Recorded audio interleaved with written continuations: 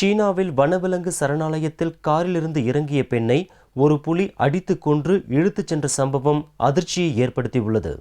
சீன தலைநகர் பீஜிங் அருகே உள்ள வனவிலங்கு சரணாலயத்தில் வனவிலங்குகள் சுதந்திரமாக உலவுகின்றன. இவற்றை பார்த்து ரசிப்பதற்கு பொதுமக்கள் அவரவர் வாகனங்களில் செல்ல அனுமதிக்கப்படுகின்றனர். சம்பவ தினத்தன்று ஒரு காரில் 2 இளம்பெண்கள் வனவிலங்கு சரணாலயத்துக்கு சென்றனர். இருக்கை மாறி உட்காருவதற்காக ஒரு பெண் காரிலிருந்து இறங்கிய போது திடீரென்று ஒரு புலி அடித்துக் கொன்று இழுத்துச் சென்றது. வனவிலங்கு சரணாலயத்தில் உள்ள சிசிடிவியில் பதிவாகியுள்ள இந்த காட்சி சீனாவில் அதிர்ச்சி அலையை ஏற்படுத்தியுள்ளது.